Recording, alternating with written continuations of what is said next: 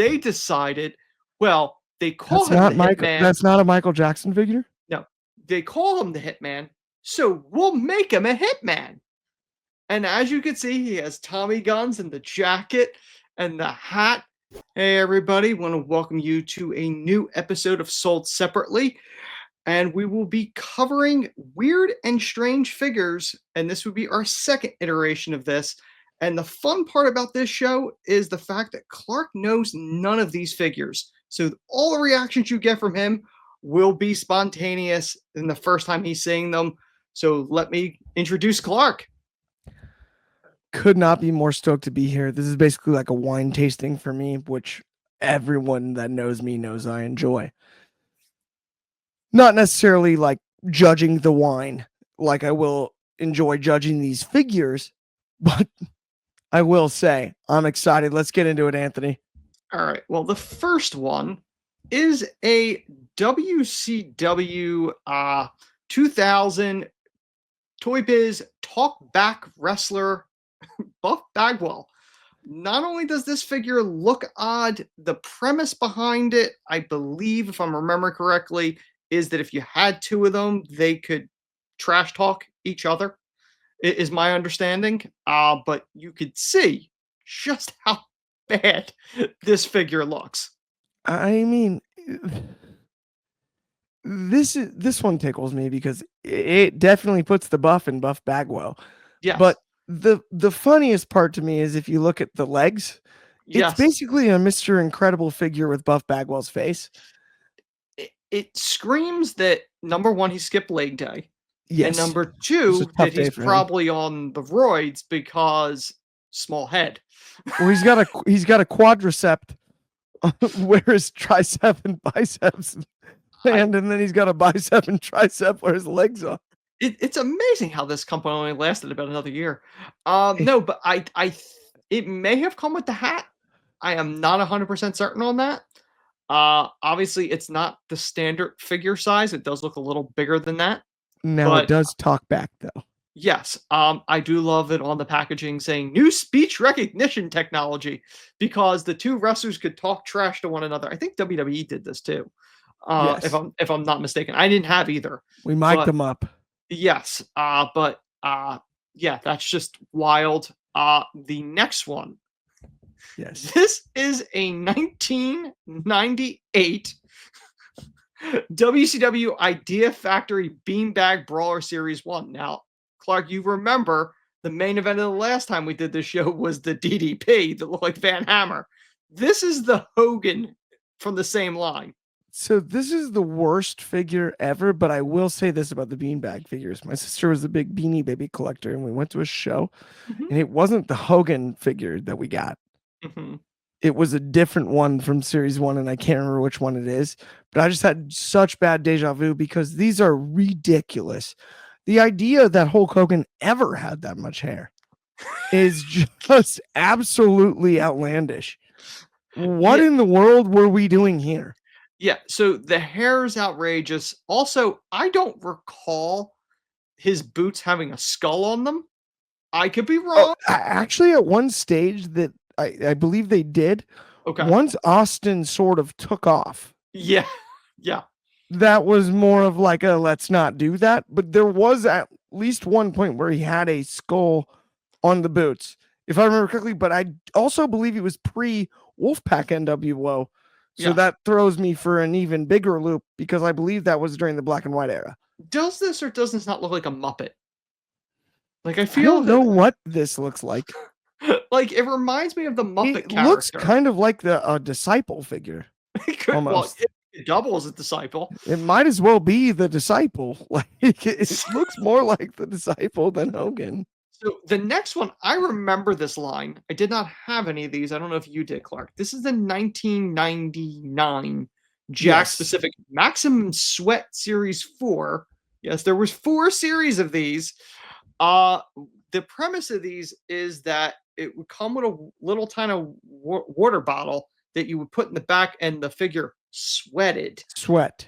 So, but again, these are another branch of the freak figures that look nothing like the wrestlers, over dramatic, all jacked up. I gotta give Action Figure companies from the 90s credit here, Anthony. Yeah. They were trying stuff. They thought we whether would it just was buy blood anything. or sweat or hair or things like that. Yeah. Of that variety. Mm-hmm. But one thing I will shout out is it's really cool. This is a good Droz figure. Yes. The facial expression is great. It's a classic. Yes. It's probably nearly impossible to find at this stage. Probably. All but nearly impossible. And whether it would work or not, I don't know. But if you can get your hands on this one and you're a big collector, I mean, you're looking at a former member of LOD, one of the wildest stories in the history of wrestling during one of the wildest times in the history of wrestling. Yep. So I don't want to over the top. I get the maximum sweat thing is just absolutely absurd. And the look is crazy with the big hands and whatnot. But this is a very good likeness of Droz. Yes. Facial expression is good. It obviously he has Hulk hands, and I'm not talking Hogan. I'm talking about the green one. Yeah. But like it is Droz, which is awesome. And in all seriousness, Droz did not have a lot of figures. I remember he had a Bone Cruncher. I know he had this.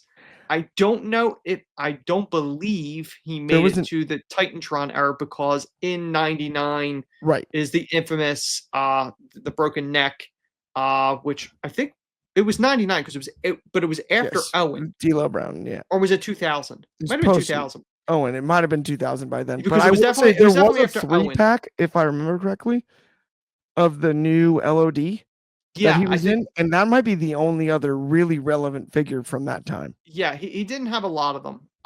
This one, shout out Maryland Terrapins. He was the Maryland Terrapin. I have seen this one online before. This is Kevin Nash. This was a Toy Biz Collector Target exclusive. Clark, when you said the other one was the worst, you didn't see this. Is this the Kevin Nash Barbie edition? I was never aware of his hair looking like that. I don't know that it matters that much, but at least the gear's right. What a ridiculous figure. What a ridiculous action figure. Now, are these progressively getting worse as we're going through these? It's ugly. I am very curious about what we're going to see from here because this is pretty hideous. Okay. This line I do remember. This was the 1999 Toy Biz Ringmasters set. Do you remember these, Clark? Just based on the name. Not off the top of my head, but I just can't fathom. So this is Bret Hart because they decided, well, they call him the Hitman. That's not a Michael Jackson figure? No, they call him the Hitman, so we'll make him a Hitman. And as you can see, he has Tommy guns and the jacket and the hat and the pinstripe singlet, which he never wore. Yeah, Clark, thoughts on the Hitman? That is the worst figure I've ever seen. Worse than Nash? It is. Even with the hair, at least you could, if you have somebody deft with like a comb, you could make it look realistic. You could pour enough water on the hair. Okay. So this looks like Kurt Angle dressed up as Tony Soprano, and what is going on here? Yes.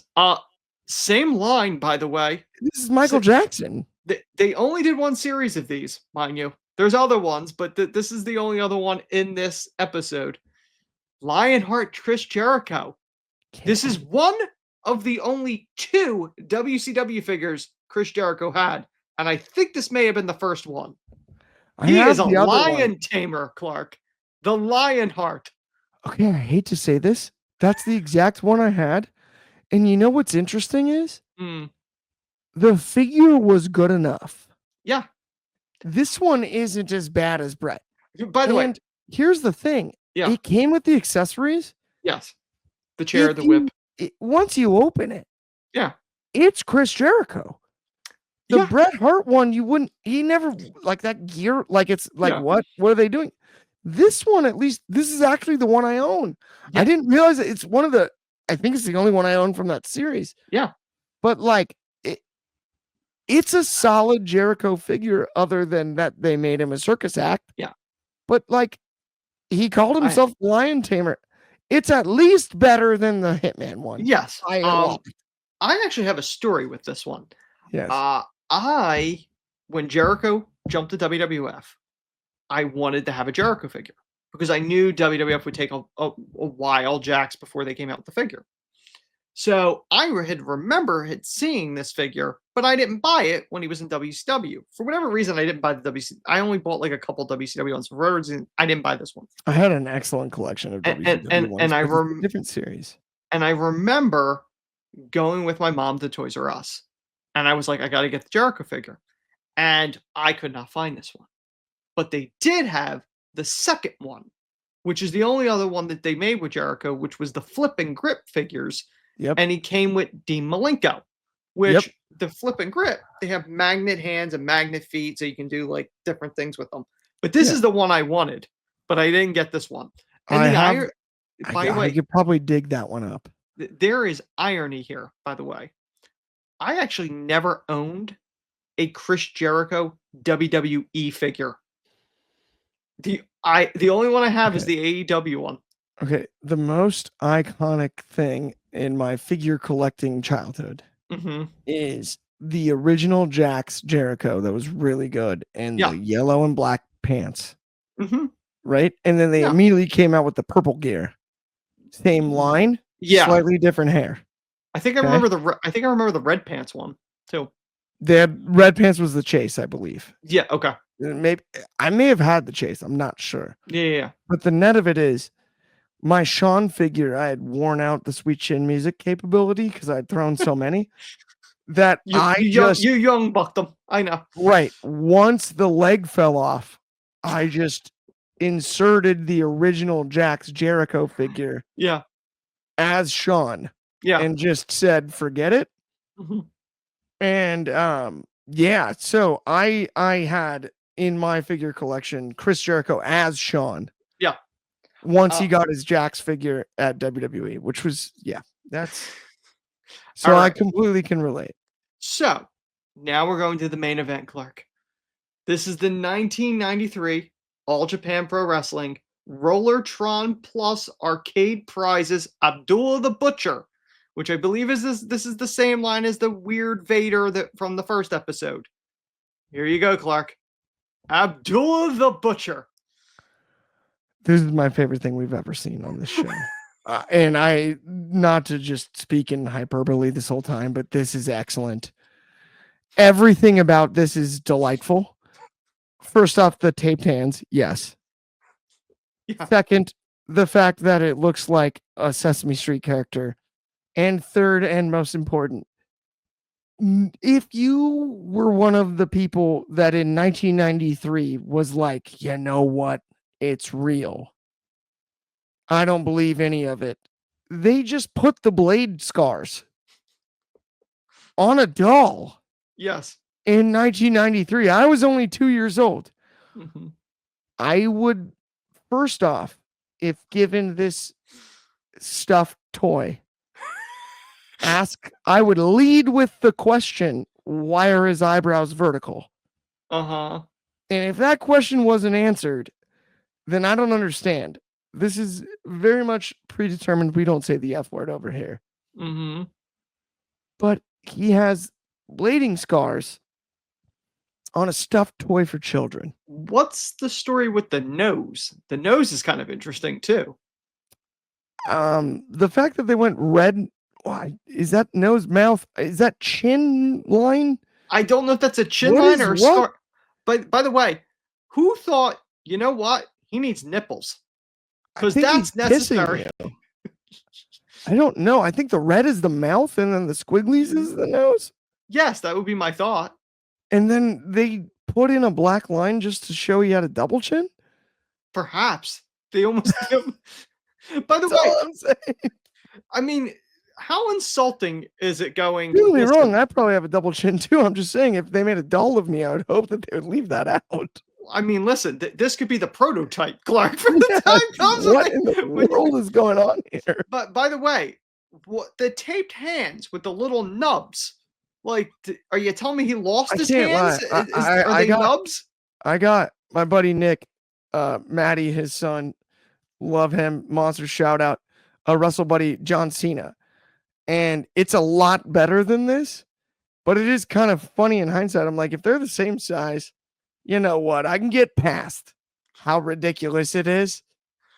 And like, why not? But this is very not for adults. So if you gave this to the kid, you can't buy this as a collector and take yourself restraining seriously. Order, right?